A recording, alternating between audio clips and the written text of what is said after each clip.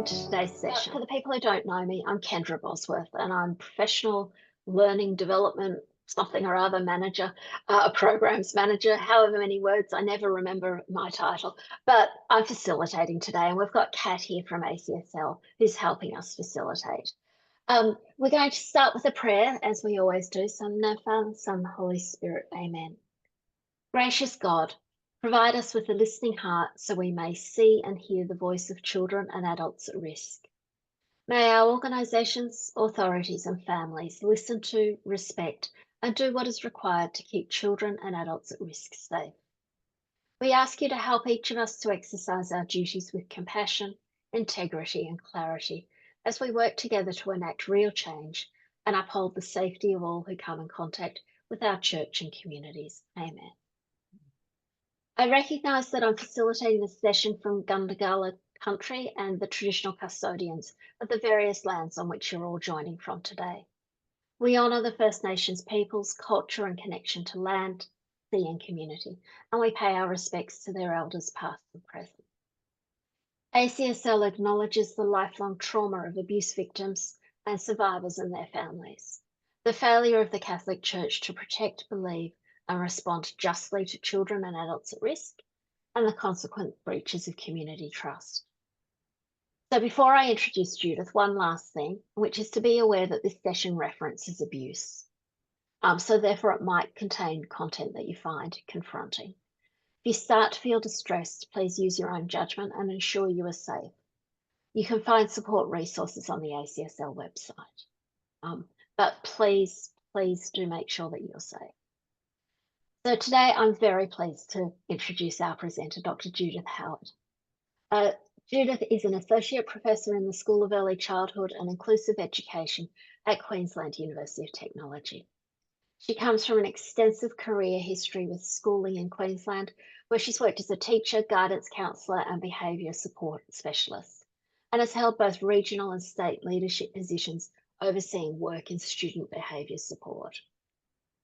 At QUT, Dr. Howard oversees pre-service and postgraduate courses in trauma-aware education and has developed online courses that are reaching thousands nationally and internationally. We are very honoured and privileged to have Dr. Howard return today to build on her very successful webinar for ACSL last year.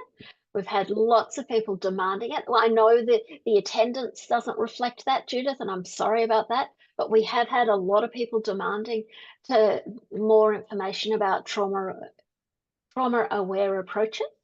I know that within ACSL we talk about trauma-informed, and I know you talk about trauma-aware, so I'm trying to make sure that my terminology matches, and I know you talked about the difference in the last webinar. So I'm really looking forward to this webinar. Judith will be presenting. She is sharing slides. If you do want to ask a question, rather than interrupting to start with, if you want to put your name in the chat, yes, let's make this a workshop. So let's see if we can answer questions as we go along, but we can also have plenty of time at the end for more questions. I'm going to hand over to Judith. So thank you. Hi, everybody. Look, thank you for having me back for another session with you. It's a nice feeling to be asked back. That sort of makes me feel like maybe I said the right thing last time. Today, or what happened after I was with you almost a year ago, I presented a lot of the neuroscience and the impacts of complex trauma on young people and how that messes with their education experience, because my whole focus is education. But the request was from Kendra and the team that she was hearing that there were people really wanting to know the next steps. What do we do next? How do we actually implement stuff in schools or early childhood centres or whatever to address the impacts of trauma? So that's what today's going to be all about. So, I've got this metaphor of a fence that I often refer to, and it's very relevant to this audience because you're all about protecting kids from harm, protecting adults from harm. My work is often the other side of that fence. It's after the harm has happened. So it's, although child protection, of course, is very, very important in any education and schooling context, a lot of the work that I lead is around, well, what do we do when those kids who've already been through that harm come back to school? How do we look after them? So I sort of visualize that as a fence. So I'll just put that out there just at the start. And there are 4 big pieces of work that we are very focused on. Get messages to get out to all educators in all education contexts. And we're also doing a lot of work in higher education now, because there's a lot of people in adult learners who have actually lived through childhood trauma as well. So the 4 messages are, what is this thing, complex trauma? What are the impacts? And they're the messages I sort of covered last time I was with you. This session, I'm going to be looking at the other 2, which is mainly, what does this look like in a learning environment and what can we do about it? So just to make sure we're all on the same page, we know that complex trauma is that awful stuff that we wish no kids went through. Abuse, neglect, family violence, all those awful things. But it's also the long-term impacts of that. And that's what we see at school, because it doesn't just sit in time and space when the harm is happening. It can linger in the body, and it can lead to concerns down the track. And the impacts of trauma that I talked about last time, I went into detail about the neuroscience. I talked about the impact on the developing nervous system, even to cellular and genetic levels, and how that sort of stuff can impact on 3 big areas when it comes to schooling. One is kids find it really, really difficult to feel safe. They have a lot of trouble with relationships, and they have a lot of trouble with their emotional self-regulation. And I refer to those as the big 3 areas of concern, and the big 3 areas that we need to focus on if we're going to address this. And those neurobiological impacts can lead to other concerns around memory, executive function, relating, language, mental health, all these sorts of things, and behavior. And this is where a lot of our kids who are already in a category of being they're in a category that they've already been through some awful stuff, and now we sort of overlay that with some more disadvantage if we apply educational practices that are making it worse for them. So a trauma-aware approach is all about addressing that. So what does this look like in a learning environment? When, as teachers, and I used to be a teacher, I used to be a school counsellor, I used to be all sorts of other things, but what we see in classrooms are whole bodies and behaviours. We see the kid and we see what they're doing. And we might see fight or flight or freeze type behaviours, and we might see a lack of engagement with learning. So we see whole bodies and we see behaviours. Often as educators, we interpret that as challenging behaviour, deliberate behaviour, making poor choices, that sort of thing, and that's sort of the language you often hear. And that's very much informed by behaviourist thinking. And I'm going to talk about that today, because this is a big piece of what we need to understand. A lot of what we perceive when we see these behaviours in these kids is informed by a particular theory and the underlying methodologies that go with that, called behaviorism. What we don't see often is what's going on in the inside of that body. So we see whole bodies and behaviours, but what we don't see is the dysregulated nervous system of these kids. And that's what we address if we're going to work from a trauma-aware or a neuroscience approach, a neuroscience-informed approach. So today we're going to really hone in on the how. Last time we talked about the why this happens. Now we're going to talk about the how. I'll just throw it out there. We never expect all our educators to be experts in neuroscience. We don't want them to be therapists or, psychologists or saviors or whatever. We just want them to be aware and informed, so that they are responding to the needs and all the things that these kids need in an informed, purposeful manner.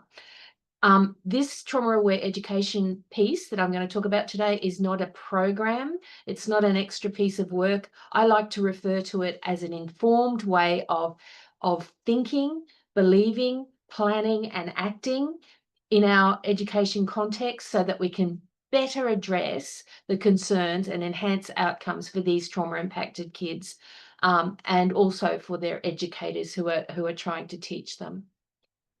So because of the big three areas of harm or impact, this whole trauma-aware approach focuses on the big three. And any strategies I talk about today, any aspects of processes that I talk about today, they from our perspective, if they don't address these three things, then we're probably going in a poor direction, and we really need to turn around and go back and look at this again.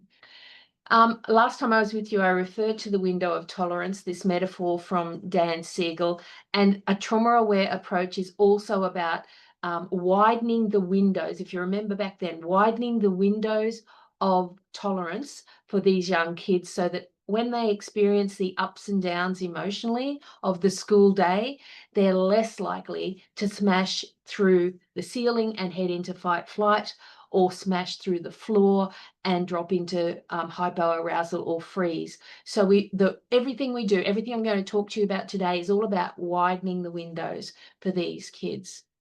So what do we do when we're talking to a school about becoming trauma-informed or trauma-aware?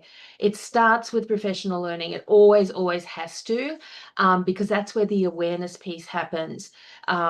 If people are not, they don't grasp what the impacts of what trauma is and what the impacts are, then they react in a very different way that is not very helpful.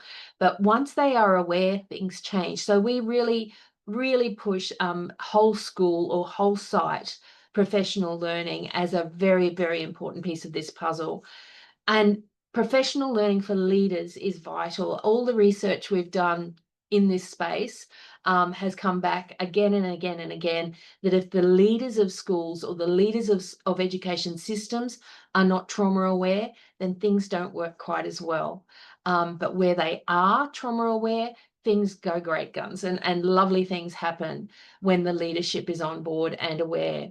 So we usually suggest that, there's some bits and pieces that schools need to think about. So general neuroscience, the stuff I talked about last time. Neuroscience informed ways to address this, which is what I'll talk about today, and how they can do that as a whole site and how they can do that in classrooms. The big concern that we face again and again, and I hinted about this just a minute ago, is this whole idea around behaviorism. Now, behaviorism is, most of us as teachers, if we got to learn about behavior at university before we became teachers, we would have very much learnt about behaviourist ways of managing behaviour. A lot of behaviour management policy in schools is grounded in behaviourist thinking. A lot of how we manage our classrooms is grounded in behaviourist thinking, and there's nothing wrong with that. It actually works really nicely with most kids. It almost always falls flat with trauma-impacted kids who are unresolved from the harms of the trauma they've lived through. And there's a good reason for that. Behaviorism looks at reinforcing the behaviours we want to see again and want to see more strongly, and minimising or reducing or extinguishing the behaviours we don't want to see. And we do that through manipulating the external world of the kids. So it might be through putting posters up on the wall that talk about rules, or it might be through token reinforcement schedules, or it might be, all these different things we use in terms of behaviour management to reinforce the behaviours we want to see and get rid of the behaviours we don't want to see by manipulating the external world of the kids. The problem with our trauma-impacted kids is it's not their external world that's mostly driving their behaviours. It's their internal world. It's their dysregulated nervous system. And if we just keep working from a behaviourist perspective, we tend to get very frustrated because it seems to, these sort of techniques that we've learnt about and we embed, work with all the other kids, but it falls flat for these kids and it gets very, very frustrating. So we need to think differently. It's a shift in how we think. And if we start with whole staff training in this and get people aware of this, the next step really is to look at the policy that drives the stuff that's going on in the school. I find policy really intriguing. I see it as a very human phenomenon. It's, a whole bunch of people get together and they talk about stuff and then they agree on certain things and they write it down into this thing called a policy. And then that policy drives the behaviors of all sorts of other people. So they're very powerful documents, and behavior management policies in schools not only are designed to drive or shape the behaviors of the students, but are also driving the behaviors of the adults who work with the students and how we manage those kids. So they're very powerful documents when it comes to schooling. So we need to look at this document from a neuroscience or a trauma-aware perspective, put our trauma-aware lenses on and take off our behaviorist lenses for a little bit so that we can say, what about these kids? This stuff might work beautifully for most kids, but what about these kids? We cannot forget them. So I often get schools to look at the consequence section of their behavior policy and see just a few little things. Like, for example, is the policy using the word will a lot? So when this behavior happens, this consequence will happen. If that's embedded in the wording in the consequence section of these policies, our trauma impacted kids who go into fight, flight and freeze because of what's going on inside their bodies are going to be punished again and again and again and face consequences again and again and again because the policy says will. I recommend taking out that little word and popping in the word may. It's a simple substitution, but it's very powerful. And then when that's there, we're allowed to talk about it. We can say, okay, does it have to happen? What we can do is consider what might be a better way to approach this. A lot of policies historically have level systems, which, you've got level A is, kids are self-managing and they're doing all the right things. And next to the behavior column in that, on that page, you might have a consequence column, which is they all get to go on goal pass day because they're doing so well. And then level B might be a few hiccups with their behaviors and they might miss out on goal pass day. And level C might be a bit more serious in terms of behaviors and more serious in terms of consequences. And it gets more and more serious the further down with each level. So for kids who have who are unresolved from trauma and living with a dysregulated nervous system, they're often going to be at those lower levels through no fault of their own. Their body and brains are going to take off every so often when they perceive threat. And therefore, they're going to be in that category of receiving punitive consequences way too often. And this is why these children and young people are so highly represented in our suspension and exclusion data. So we suggest taking out those level systems and instead of that, have a design and wording that allows the grown-ups in the school to talk about it and to say, well, what individual circumstances are applied to this student and what individual responses, that can be a continuum of different responses, right from very supportive, helpful responses, and that schools might still want to have some punitive stuff in there, but they don't have to choose the punitive stuff anymore. There's a whole lot of other things they can choose from. And looking at these policies, are we referring to the same old practices that we've always used just because we think we have to? So things like adding days to suspension for repeat offences. So there's no real evidence that suggests that adding more days, 3 days first time, 5 days the next time they do it again, 10 days, there's no real evidence that that's a successful strategy. What my rule of thumb is, what is the least number of days we can afford to have this child away from school to minimize any harm of disrupting their attachments? So there's no magic number, and to minimize the number of days they're away is vital because disrupting attachment is actually the opposite to what they need. But I know I'm a realist and I know that schools will still suspend and unfortunately exclude? And if that's going to happen, what can we do to minimize harm while they're away? And these things called re-entry meetings, which for a trauma-impacted student or any student who lives with high levels of anxiety and distress, a re-entry meeting the first day or the first morning they come back to school after a suspension is highly dysregulating. And I've sat in so many of them that have been unsuccessful with unresolved trauma-impacted kids because they just can't deal with it, and they end up doing and saying all the wrong thing and getting another suspension. And it's just not a very successful strategy, and there are alternative ways you can get kids back to school that are far more successful.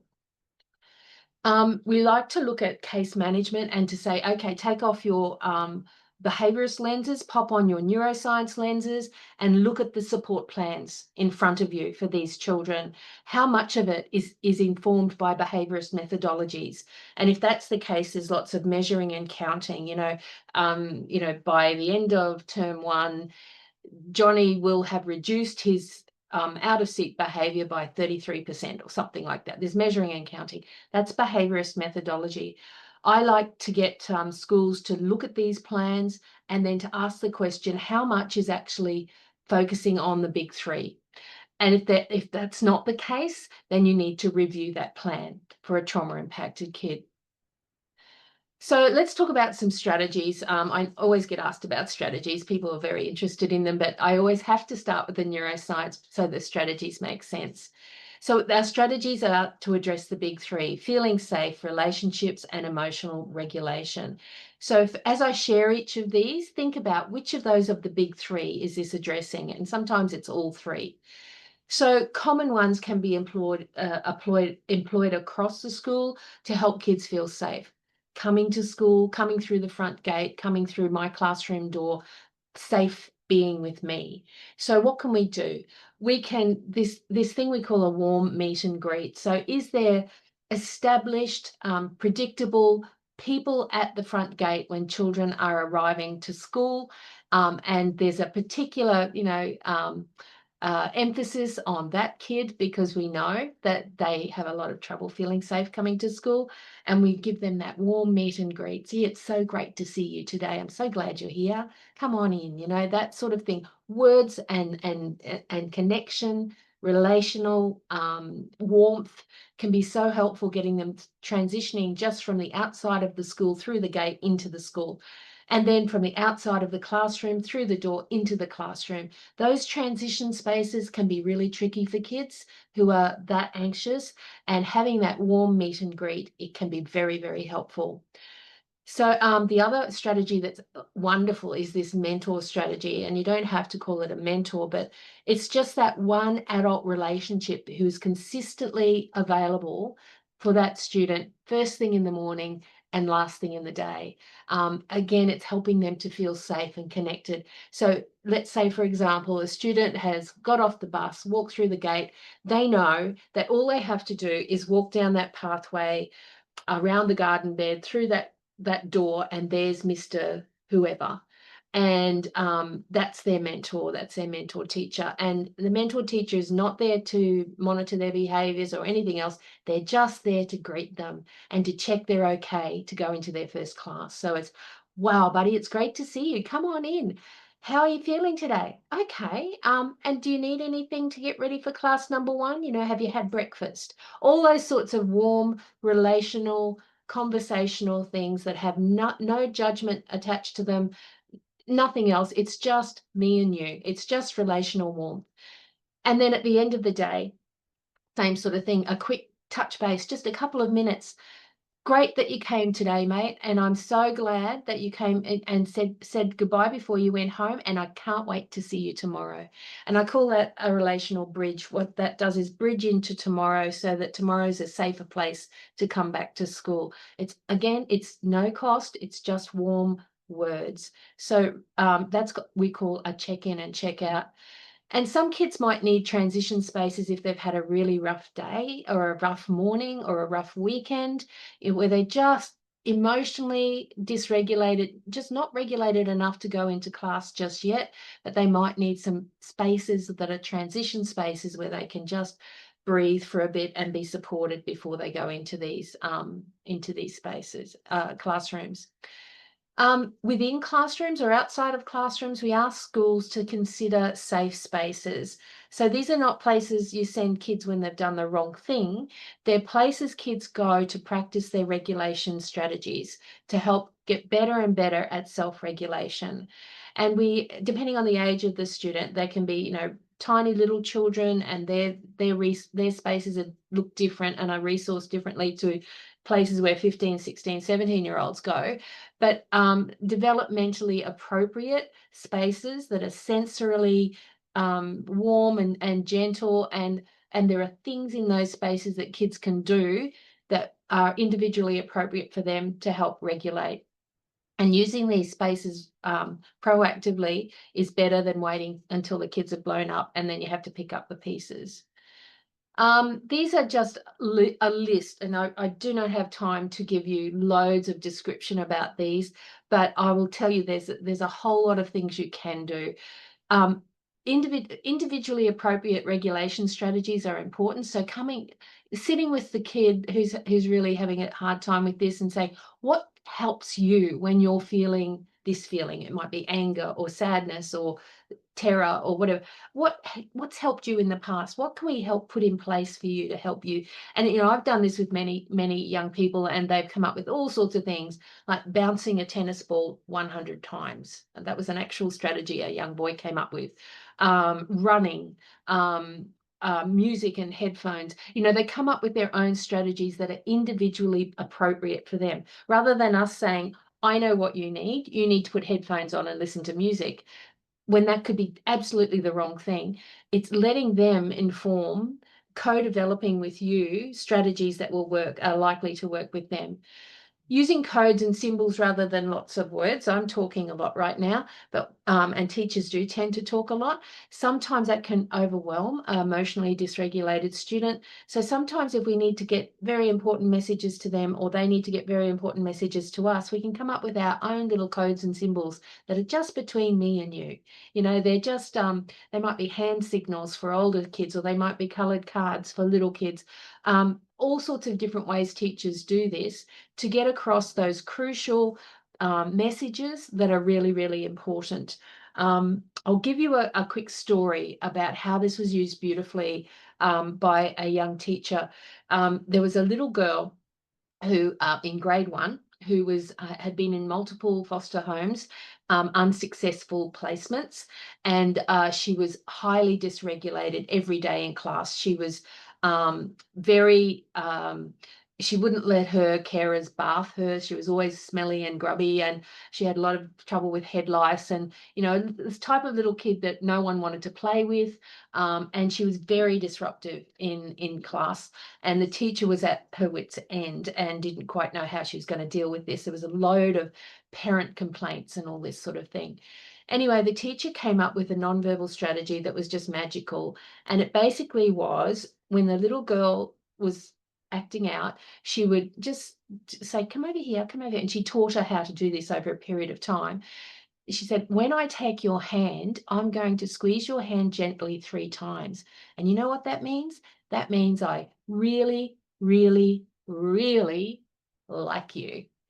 And it became their little thing back and forth where they would squeeze each other's hands.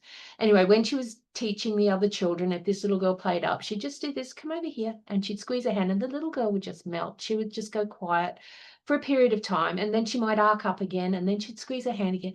Anyway, it became a very effective strategy. And over time, the dynamics in that classroom changed dramatically. The teacher was smiling, coming to work. The little girl was making friends. Learning was happening again nicely. The parents weren't complaining. All sorts of lovely things happened because that clever teacher came up with a nonverbal strategy that was warm, relational, helped the little one feel safe, and helped her with her emotional regulation. The big 3. Now, the long story short, with this little case, that poor little one lost her foster home placement again. And she was a sexual abuse survivor. So she'd been through a lot, this poor kid. And she lost her placement. and therefore moved schools. A number of years later, the teacher who was her grade 1 teacher was out on playground duty, and this little girl had come back to the school unbeknown to that teacher. And anyway, little girl spotted the teacher, ran across the oval to her, grabbed the teacher's hand, didn't say a word, but squeezed her hand 3 times. Now, to me, that's evidence of something powerful and important that has stuck for that kid. It's memorable. It worked on the big 3. It told that little girl she was worth it. You know, all the absolutely vital interpersonal information that that little girl needed desperately, she got from that teacher and that funny little strategy. So teachers come up with all sorts of strategies that are working on the big 3 in meaningful ways that are developmentally appropriate with these kids. Mindfulness you've probably heard of. It's just helping kids through these practices to feel grounded in time and place that's now and here, because a lot of these kids are very worried about what's happened in history in their lives and very worried about what's going to happen in the future. And it might be that their history was last night at home where the violence was happening, and tomorrow it might be what's going to happen when I go home and dad's back, or these sorts of things. They worry about these things, and mindfulness helps them to be grounded in time and space. We're just going to listen to what we can hear now. We're going to smell what we can smell now. We're going to just breathe, and those sorts of things, which can be really good for our dysregulated nervous system. Boundaries and rules and consequences, we gradually teach those to these kids. They need that, but we do it differently to what we might do to other kids who can negotiate rules and consequences much easier. So these ones, we instead of going, hey, you've broken the rule, here's the consequence, we have to process it with them and say, hey, remember I told you about that rule that was there so that we can all keep safe? Well, you did something that's unsafe, so let's talk about that, and how can I help you to meet that rule or that expectation in the next class, or when we do art next week, or whatever it is. It's helping them build their capacities in these areas rather than just expecting them to meet our requirements. It's a flip in the way we think about these things. Some schools still like to use detention. If you're going to use detention with a trauma-impacted young person, it's always better making it a relational event rather than an isolating event. I like to think that any opportunity we have all day, every day at school, we're working on developing pathways in those little brains that are to do with relationships and emotional regulation. So let's make it a relational event. Somebody in there with that student, talking to them, helping them process what went wrong and how they can fix it. And same with rewards. Let's make relational rewards rather than token rewards or time on an iPad. Let's give them relational rewards, and let's teach them about their brains and how emotional regulation works. That's always very helpful. Cognitive scripts are not about the kids, they're about the teachers, they're about you guys, the grown-ups, working with these kids, because the children's behaviors can really trigger emotions in us. They can sabotage relationships through their behaviors, and they can make us feel this thing called an how dare you response, which is, it really shuts down our capacities to go back in and work with that student constructively. So working on cognitive scripts, so what we say to ourselves, it comes from CBT, cognitive behavior therapy. What we tell ourselves influences what we feel, and what we feel influences what we do. So it starts here. So getting adults to work on what they're saying to themselves when these kids are playing up and doing and saying things that are upsetting. So if you look at the 2 versions on the screen, instead of thinking, I'm a failure, you scare me, how dare you, there's something wrong with you, there's no excuse for this, flipping that into, I'm here for you, this is not about me, how awful that you've been treated so badly, I don't like your behavior, buddy, but gee, I like you, and you're worth it. Telling yourself these things and practicing that, it doesn't come easily at first, you've got to practice and practice it, can change how you feel, which can then change what you can do. And of course, this is one of my favorite strategies. Beautifully well-trained dogs in schools can be one of the best strategies for the big three, for trauma impacted kids, to get kids through the gate, to get them into classrooms, to get them to regulate when they're dysregulating, to the relationship piece, the back and forth with dogs. There's actual science. There's studies that have looked at the brain activity that's going on between the child and the dog when they're interacting together. It's actually, these animals are beautifully created and made to connect with human beings, and really well trained dogs in a school, any school, working with any kids is wonderful. But if you've got those trauma impacted kids, beautiful. I was a regional behavior manager at one job I had, and I had a staff of wonderful people who used to work with me supporting kids. And every so often we get these really high level trauma impacted kids sent to us for help. And one of the best strategies, we had a dog on our team. His name was George, and he was a Labrador. And he and his handler would be so even more successful than any of the human beings on the team at getting some of our trauma impacted kids into school and into the classroom and learning. So a wonderful, wonderful investment. Any trauma aware work, always, it's about the kids, but it's also about the grown-ups, and we really, really focus on the personal and professional well-being of the grown-ups, helping them to look after themselves, to look after each other, and for their supervisors to look after them in a really effective way. And we emphasize that if we're going to help dysregulated nervous systems in kids, we need a regulated nervous system ourselves. There's an aspect of crisis management that needs to be thought about at school, and I have no time to go into detail today, but it's a very important part, because even if these kids are doing very well for months and months and months, trauma has that nasty effect that it comes back to bite, and these kids are likely to have a really bad day. And we need to be ready for that bad day, because when a bad day hits for a unresolved trauma impacted person, it can be really, really difficult. So we can see high level fight or flight behaviors, high level freeze behaviors, and we need to be ready for that. And to be ready for that, we need to have plans in place. So individual support plans that embed a crisis management piece are really, really important. And these plans and these processes need to have three parts to them. They need to have proactive, reactive, and reparative aspects to them. So the proactive stuff is actually writing the plan, having it ready, getting everybody knowing what their jobs are, and embedding those strategies like I've just talked about. That's proactive. That's putting in place things that are already working on the big three. That's going to make it less likely we'll see the scary behaviors. But if we do the reactive piece of the plan, and that's where everybody does what the plan says they're supposed to do.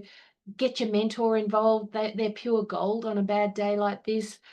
Try and get this student to a safe place. Look after the other kids so they're safe. Don't be shocked if you hear bad language and there's physical outbursts, because that's the body going off, the nervous system going off. And then the work of this part of the day, of this part of the work, the reactive part, is helping with physiological repair, with co-regulation. So working together with the student to help their nervous system regulate. And sometimes it can take a long time. And we want to gradually fix or bring back the social re-engagement system of that student, which is where they will make eye contact and actually start to talk to you again, which can take a while. Reparative work, often we'll say we've got to suspend a kid after an awful day like this. I question that, and I say, do we have to? The child can have a few days away from school. That can be embedded in their planning, but do we have to call it a suspension? That's punitive. Is it something else? Can we have this conversation with our staffs? This is like, we need to expect that these days will happen, and it seems very illogical to punish a kid after we're working so hard on helping them. How can we maintain relationships while they're away from school? Can we ring them up? Can we take them to McDonald's? What can we do? Minimize harm to disrupted attachments, prepare kids in the class for when the student's coming back. And let's try and avoid these re-entry meetings, and instead maybe use the mentor to let the student be with their mentor for a period of time on their first day back, so to help them be ready and regulated enough to go back into class. And you can see where behaviour management policy is really important here, because if that's not allowed in your policy, it won't happen. So it's a whole school conversation. So in summary, professional learning is important. We've got to focus on the big three. We've got to help kids feel safe to come to school. We've got to help them understand what's going on in their bodies and brains and get used to strategies to help with managing their emotions. And the management of their behaviours, we need to think more from a neuroscience perspective than a behaviourist perspective, and that needs to be in our policy as well. We try and minimise exclusionary disciplinary practice. Our crisis events are managed through that proactive, reactive and reparative work. And students, we just accept all staff are responsible for all kids. There's no blaming one teacher for the behaviours of one student. That just goes in a trauma-aware school. The personal and professional wellbeing of staff members is paramount, and what we really hope is that our teaching personnel will feel empowered, justified and privileged to make a difference for trauma-impacted kids. That's put all that together in a package, and it leads to, if we go back to the science, to homeostasis and the integration of the different parts of the nervous system so that they're all talking together nicely, and therefore the whole body and whole nervous system is acting in a functional way so the child can access their education effectively, and have a better life in the future as well. So the science is important. Behaviourist approaches focus on the external. This stuff I'm talking about looks at the internal, and we respond in ways, the strategies, if you like, are there to address the internal stuff. If we don't do that, we're going to continue to be frustrated. So most of our work is getting this message out to as many schools and early childhood programs and even higher education institutions across the country as we possibly can. So I am going to stop so that you can have a go at chatting or asking questions or disagreeing or getting cranky with me, whatever you want to do. So I hope that was very rushed. I'm sorry about that, but I did want to leave some time for you if you wanted to talk to me. Don't feel obliged, but if you want to. Well, Judith, I'm going to start if you don't mind, because I am absolutely astounded by all of that. I want to learn more, but that I know is my educational hat. Saying I want to learn more, but I really appreciate all of that. I think the thing that I kept coming back to through that was the big three. And then when you got to your almost final slide and you repeated what the big three, I thought, okay, now I remember what the big three, because you said it at the beginning and I didn't remember it the entire way through. I kept thinking, how does that? No, that was just me obviously not concentrating enough at the beginning. But the big three, which were safety, relationships, emotional regulation. Yeah. That's what we're focusing on. Yeah. And so I start thinking, so how are we including that in our safeguarding practice? Because that's what ACSL is. And all three of those are really important from a safeguarding perspective as well. So thank you. I really appreciate that. And the safety piece, it's actual safety, but it's also their perception of safety. Because we can have a beautiful classroom that's safe, but a child can perceive that they're not safe. So it's perception as well as real safety. Yeah. I also come away from it thinking that teachers do amazing jobs. Particularly primary school teachers when they're first introduced to new students. So let me open it to other questions as well. Let me stop talking. No other questions. Everyone's gone silent. That's okay. That's completely fine. You were talking about safe spaces for the students and setting it up in a neuroscience way rather than a behaviourist way. What sort of things would that involve? I understand the behaviourist way would have the signs up saying, don't do this, don't do this. But what do this. More often they'll say, walk on the concrete, not don't run on the concrete. That's how we've been trained. Put positive language there. And there's good reasons for that. But our trauma impacted kids will just, that will be like, yeah, why? It's unless you really work with me on that and explain to me why that's important, I'm not going to trust you. And it's, it takes a little bit of individual not just explanation, but relational work for them to engage in do this, don't do this. It's a different conversation. So a safe space for a trauma impacted child would not have those posters around. How would it look? Yeah. No, it's not about shaping their behaviors. It's about emotional regulation. So they probably have, for example, for younger children, there might be sensory items in there that they can fiddle with or draw or listen to, or whatever their sensory needs are. There's a big piece of learning around this to as with kids on the autism spectrum, to think about the sensory triggers or the sensory needs of these children, and to put in those safe spaces things that actually work for them, and that helps with regulating the nervous system. If you're putting posters on the wall, it might be posters of beautiful things, or it might be encouraging words, or you are special type messages, and of course developmentally that will look different for high school kids, but it's still got the same, that you design it in a similar way. I've seen beautiful spaces in high schools that have like little fountains inside the room and dim lighting, and just big squishy bean bags and things where kids can just sit and breathe and do what helps them to regulate their nervous system before they go out and punch somebody. You know what I mean? It works so nicely, and they know there's nothing tied to that. Like, you don't have to earn it. You don't have to show us that you're going to do the right thing. It's not like that at all. It's, we recognize that you need this, and we're providing this for you. So let's work together. And when it's approached that way, the kids tend to need that less and less and less as they go on. When it's approached with you've got to prove to us that you're doing the right thing, they'll use it as an excuse to get out of maths, or they'll use it in non-functional way. When it's all about them and it's to help them, and they know that and they trust you, it's far more effective. Yeah.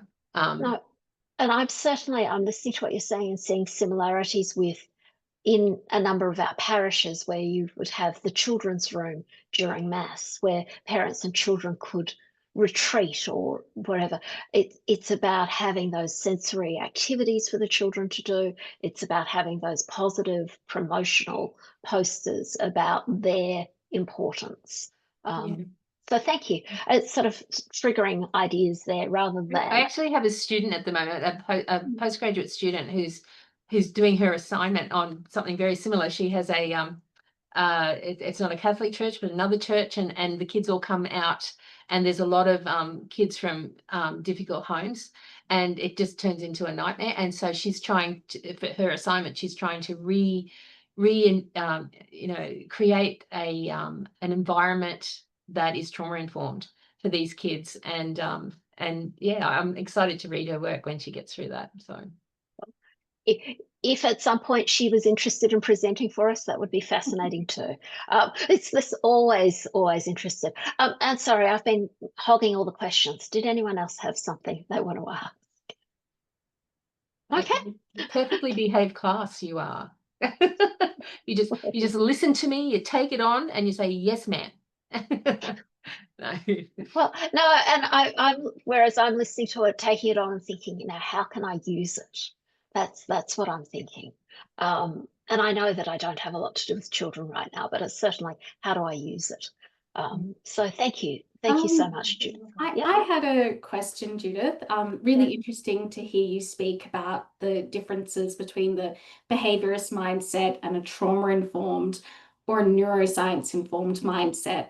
Do you see a lot of resistance within school leadership to try and get people to adopt this different mindset? Are people quite stuck in their ways? And if so, what can we do to help convince them?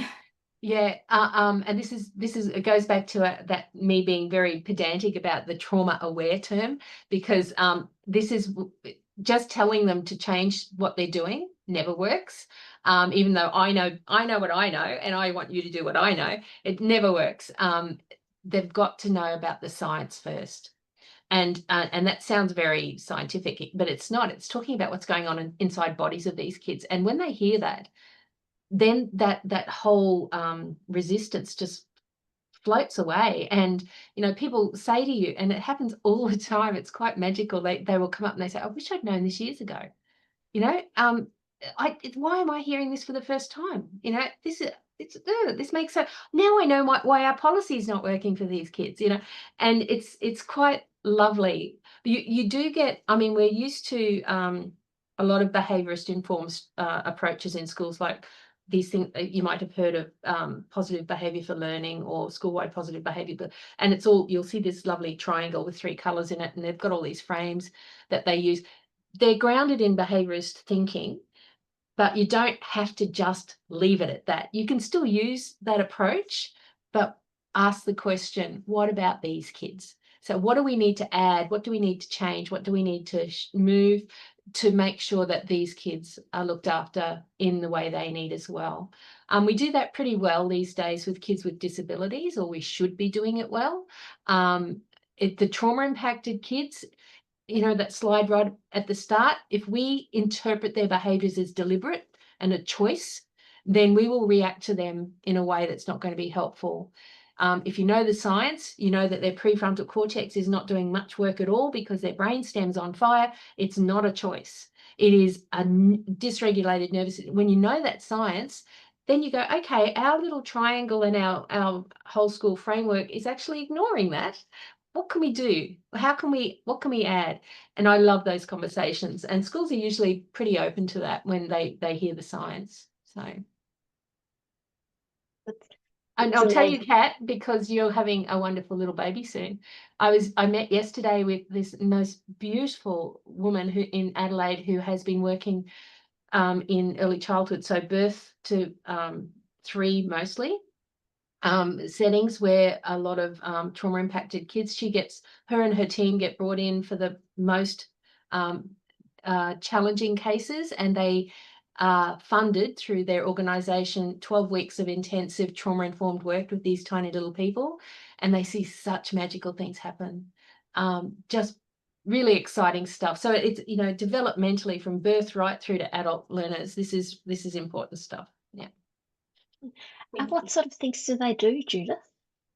Well, there's a lot of what we call secure-based safe haven stuff. So there'll be how to help these little ones feel safe, but doing it in terms of a baby or a 2-year-old or whatever. It's and that regular sensory stuff. It's similar to what I've just said, but it's for that age group.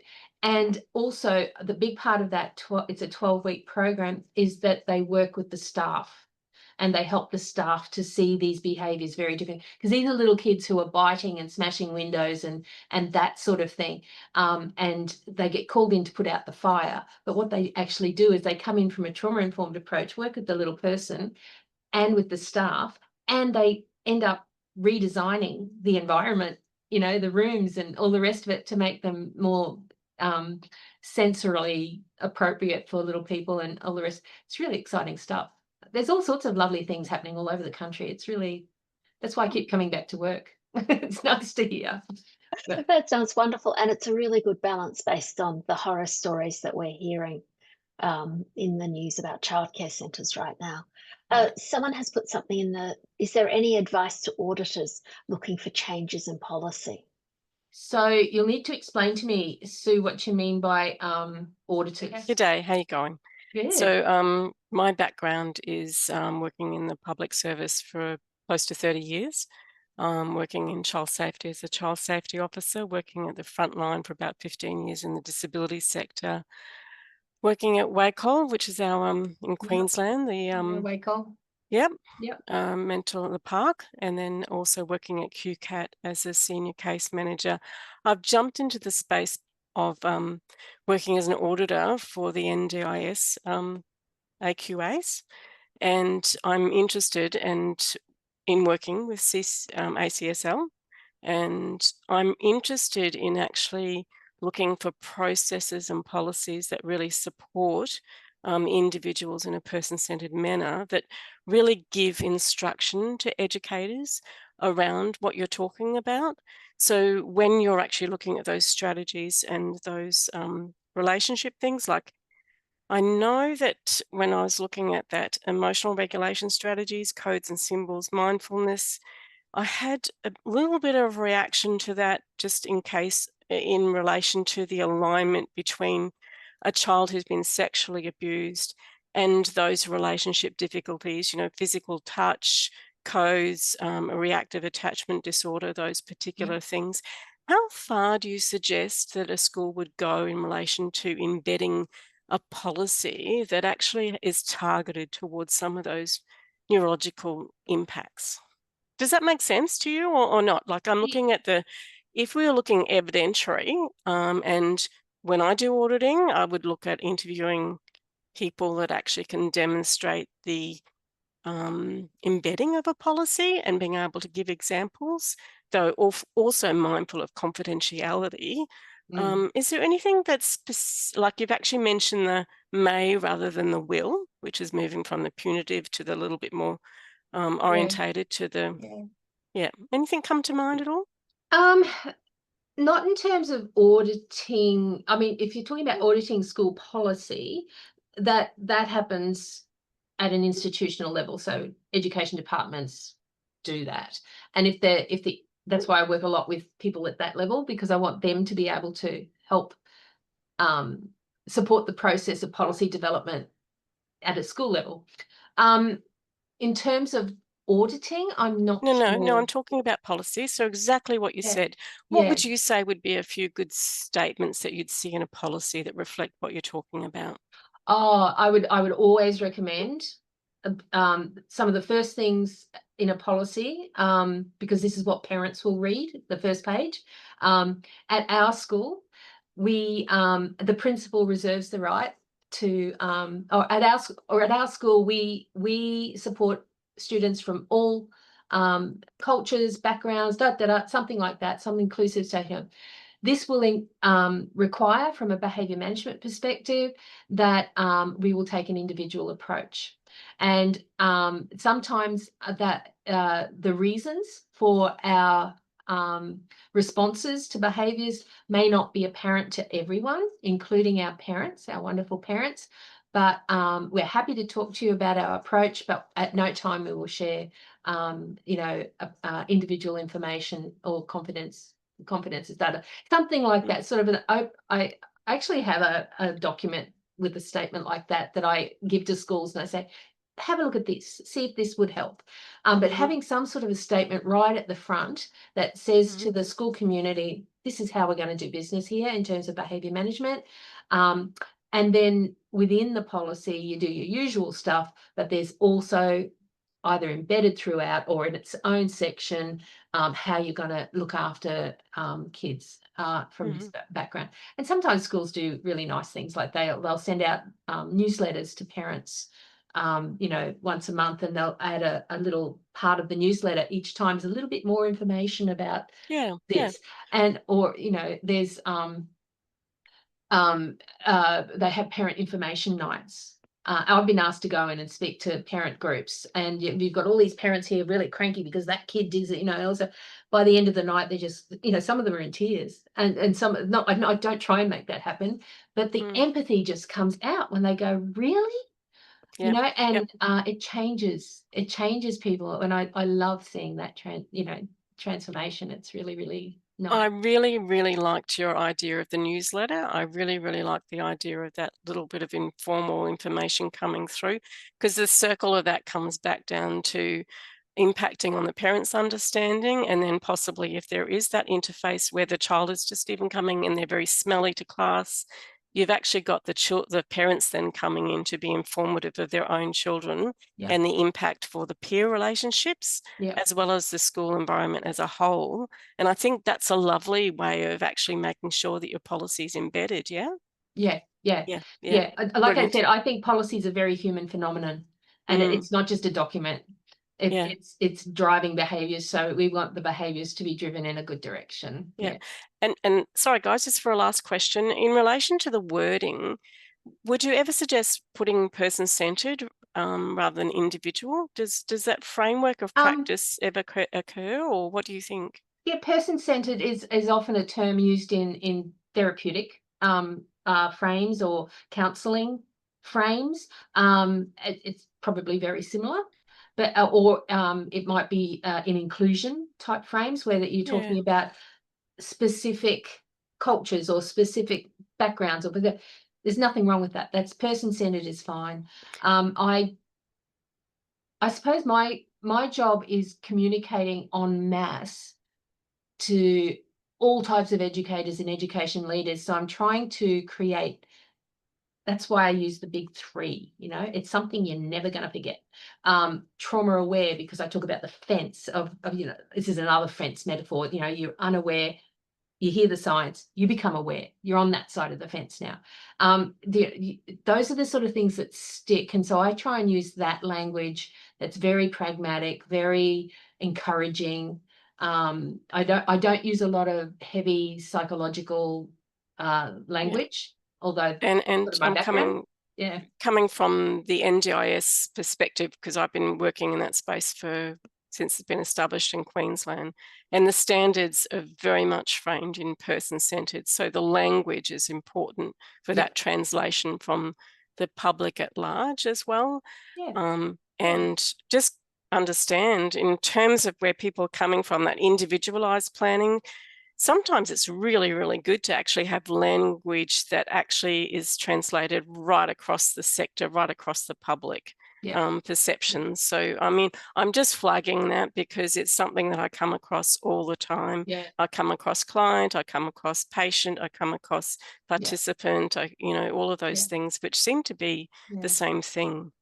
Well, we've got to this stage now that this trauma aware lingo, I call it our brand, which is totally dodgy, but other countries now go, oh, that's that Australian version. They recognise it as that's what they're doing in Australia, which is quite interesting how that works, but because it's consistent language. But Moses, thank you. That's really nice to read. It makes me feel like at least I've done half a good job today. So thank you. Don't think like that, Judith. You've done an amazing job. I am looking at the time, and I did tell people it would only be about an hour. But I think what you've presented has been fascinating. I think it's really changed the way I'm looking at things, and I'm hoping that it's changing everyone else's practice as well. And hearing from Sue and Moses that it's changing their practice is positive. So thank you so much for your time, all the best Judy. to those of you watching the recording too. I'm very grateful for you taking the time to do that.